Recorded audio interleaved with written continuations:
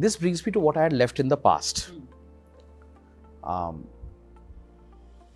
The disruptor element.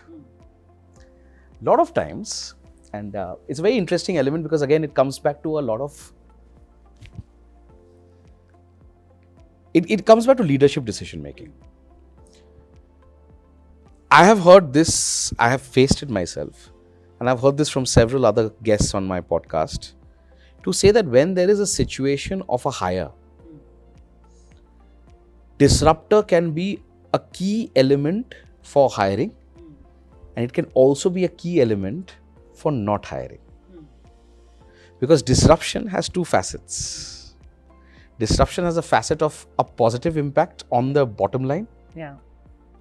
Disruption can have a negative impact in the entire DNA of the firm or DNA of their organization. When you hire and you see there is a fire starter, there is a force of nature, mini you, which you are seeing potentially, because I know what a force of nature you are. But you also now see a sign that there is a certain amount of disruption in that person, he or she, which might create a lot of chaos in terms of the entire team. As a leader, what is your advice? When you look at those elements and when someone wants to shout out and say that I am a disruptor because I am XYZ, but there may be some aspects where you realize that that may not also fit into the DNA of the team. What's your decision on hiring based on? And for people who believe that disruption is the key matrix to success, what is your thought and advice there? So what I try and do when I'm hiring is I work with two principles.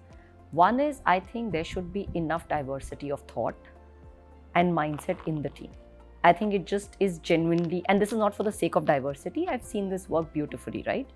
A healthy tension, a healthy challenge, and on one hand there's somebody challenging, on the other hand somebody saying, no, this is too risky, let's not do this.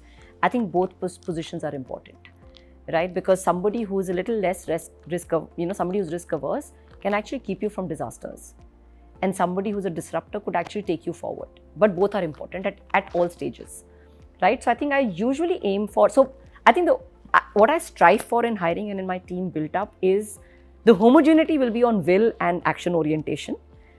But other than that, I'm constantly seeking diversity of personalities and mindsets.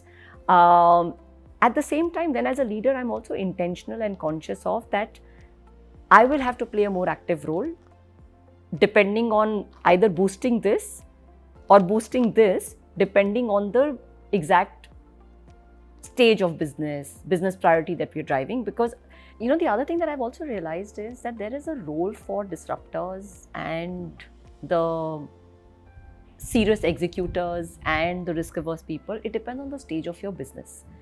When you're doing 0 to 1, at that point of time, you need disruptors and you need more of them because you want to challenge, try out new things, etc. Also, a lot of things are getting set there. Cultures getting set there. There is more of human capital process being set there because that time it's all about survival. Also, it's about hustle. From 0 to 1, you need a lot of hustle. I have a feeling the amount of times you've spoken about hustle, I should ask Ankur now to become the sponsor of the show. I agree. It's all about the hustle. It's all about the hustle. But anyway, I love the guy, so I'm just... It's embedded as a branding, guys. It's not that he's paid me. But go on. Go on. And then perhaps from 1 to 10, you need a balance of both. Perhaps 10 to 100 is where you want a steady ship. You have a lot of things at risk with too much disruption. Right? That's what tends to happen with large organizations anyways. If you look at any brand or any company that's been around for 200 years, you will see companies be extremely enterprising at the initial stage. Then the enterprise, or the risk-taking kind of starts to decelerate a little bit, but it's still there, still needed. And then the moment an organization becomes large, so let's say when Citi was what it was, right? The room to lose the cost to lose is so high, and therefore then the role of disruptors versus others kind of changes. So I think there is room for both at all stages of a company's life, but you need more or less depending on what you're solving for and what stage you're at. But some balance and some diversity is always required. Because even when you're a large organization, if you don't disrupt, then you will get disrupted And maybe replaced. and maybe replaced.